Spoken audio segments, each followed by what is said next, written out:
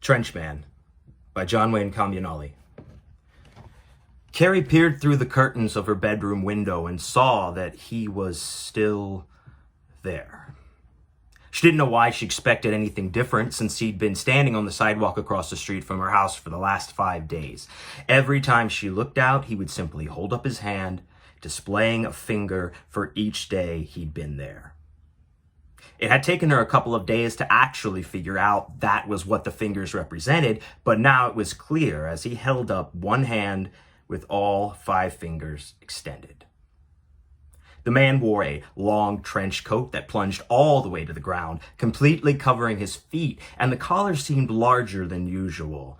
He kept it turned up and pulled close to his face, obscuring his features, and the only thing she could make out were dark eyes shining like polished onyx from within the shadow. Carrie had taken to referring to him as Trenchman. Since his arrival, things had gotten strange around the neighborhood, and while she knew him to be directly responsible, she didn't know how, since all he really did was stand across the street all day and all night.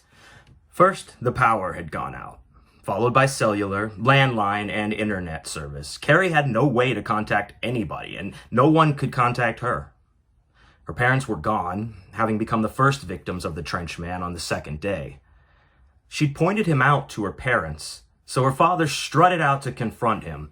Her mother watched from the lawn while Carrie stayed at the window. Her father approached the man and engaged politely, which was his way of handling confrontation, and Trenchman responded by reaching out and pulling her father's face off. He didn't rip it off like in the bloody, gore-filled scenes she'd watched in monster movies. No, he simply grabbed the skin below her father's chin and peeled it off like he was removing a Band-Aid. Trenchman opened his coat just enough to slip the face inside, while her father's body swayed dazedly before collapsing on the sidewalk. Carrie's mother screamed, dashed across the street, and knelt next to her fallen husband before standing to face Trenchman. She'd barely gotten a word out when he grabbed her face, peeled it away, and slipped it into his coat. Carrie watched her mother's body wobble like a toy whose battery was dying before she collapsed as well. On the 5th day, there were bodies piled up on the sidewalks around Trenchman, since anyone who approached him had met the same fate as Carrie's parents. She watched from her window as he removed the faces from her neighbors, the mailman, random passers-by, and even a few police officers unable to call for backup since their radios had stopped working along with everything else. One by one, Trenchman peeled faces off with no noticeable effort and added them to the collection in his coat. Carrie sat at her window the entire 5th day watching Trenchman while he watched her back. They watched each other until the sun began to rise, and then Trenchman held up all 5 fingers on his left hand, as well as one from his right. Carrie knew what had to happen next, and she stepped back from the window. During the entire 6th day, nobody approached Trenchman, which so far had been the only day such a thing had happened since her father had started it off. There was no one else coming, and Carrie knew it. Now it was her turn. She was the only one left to face Trenchman, and she'd already resigned herself to the same fate as the others. She figured being faceless and dead was better than being alone forever. Carrie slipped on the winter coat she kept by the front door. It hadn't seen much use in the last week, and this was probably its last hurrah. She stepped into her boots and pulled the fur lining of her hood close to her face so she could smell it one last time before stepping outside.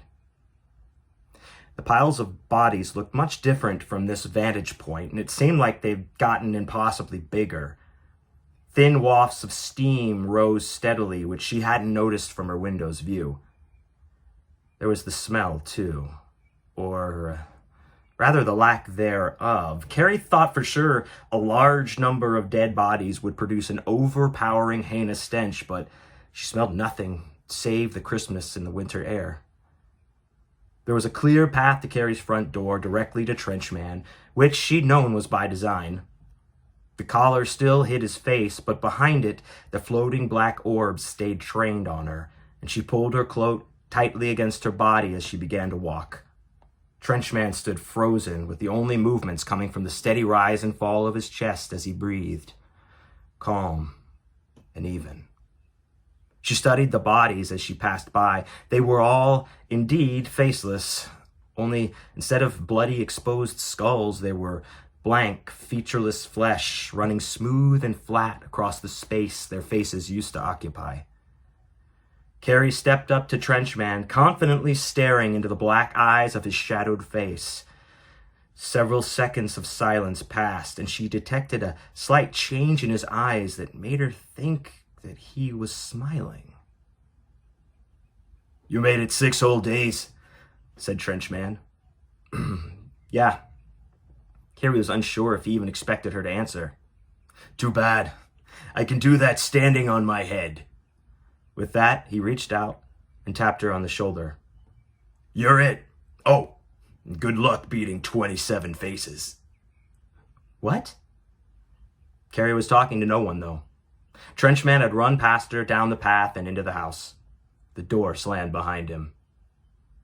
Carrie stood puzzled, staring at the house as if she expected it to explain what just happened. Suddenly, up in the window, her window, the head of Trenchman appeared. He pulled down his collar to reveal that he was actually a little girl. A little girl who looked just like Carrie, except for the eyes.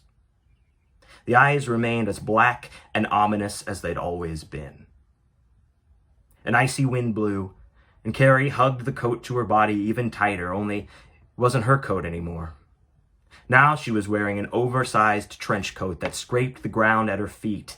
The wind launched another chilling attack, and Carrie pulled up the collar to protect her face and neck. She eyed her window again. The little girl smiled, waved, and held up a single finger. Carrie mimicked the action. Day 1 had begun.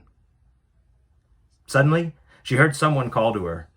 She turned to see a man approaching, weaving in and out of the bodies without giving it a second thought. "Hey, buddy," he said. "What are you doing here? You can't be here, you understand me?" Carrie sighed, and when the man was within arm's reach, she grabbed the skin beneath his chin and peeled.